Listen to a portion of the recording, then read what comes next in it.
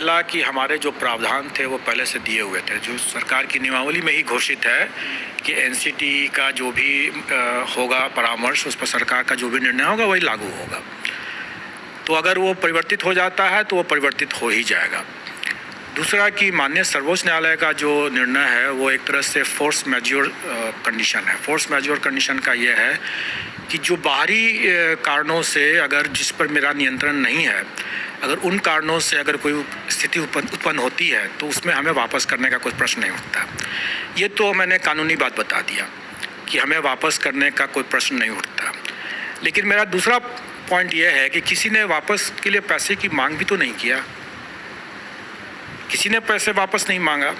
और ये कहना कि हमें यह राशि वापस करने की ज़रूरत है, तो मैं तो ये कहूँगा कि अगर आप वापस मांग लेते, सरकार के लिए जितना पैसा सरकार इसमें लेती है फीस परीक्षा में, किसको क्या लगता है कि क्या उतने ही में इसका काम हो जाता है? बिल्कुल नहीं होता है।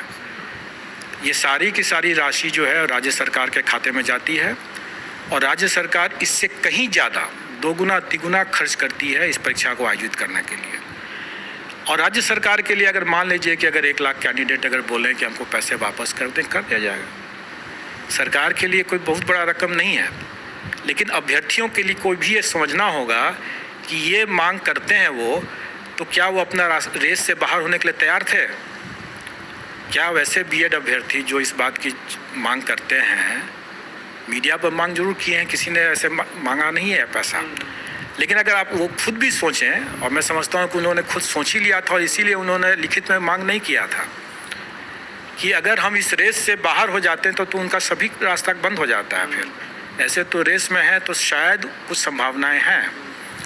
तो मैं समझता हूँ कि ये सिर्फ मीडिया के लिए उन लोगों ने ऐसी बातें किया और तरह तरह की अटकलबाजी करते रहते हैं, ये बहुत गलत है।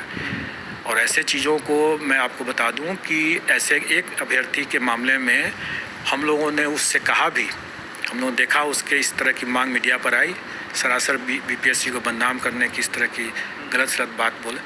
हम लोगों ने उसको नोटिस कर दिया और नोटिस में उसने रोते हुए उसने लिखित माफ़ीनामा दिया है।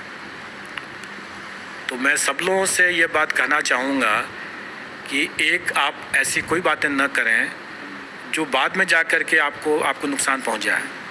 मैंने पहले भी और हमारे आयोग ने भी इस बात को प्रकाशित किया हुआ है कि कोई अमर्यादित बातें कहते हैं, आप अभ्यर्थी हैं इसलिए कि आप राज्यकर्मी बनना चाहते हैं, और राज्यकर्मी की गरिमाओं और मर्यादाओं का अगर आप उल्लंघन करते हैं तो हम ऐसे अभ्यर्थियों की अनुशंसा कतई नहीं करेंगे।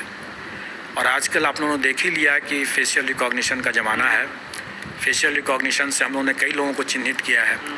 हमारे लिए बहुत आसान है कि जो मीडिया पर जो लोग आकर के गलत सलत बात बोल के चले जाते हैं, वो समझ कर रहे हैं कि सब पर नज़र है। और हमारे सिस्टम के हिसाब से, जैसे मैंने बताया कि एक अभ्यर्थी को हमने नोटिस भी दिया और उसने माफ़ी भी मांगा है, हम सबको कर सकते हैं, सबको कर सकते हैं। जिनकी जो भी मेरिट लिस्ट में अगर आ जाते हैं, अगर हम उन पर पकड़ करके हम उनको उनके उस कारण परीक्षा करके उनको लिस्ट से बाहर कर सकते हैं। इसलिए उनको संभल करके बात करनी चाहिए।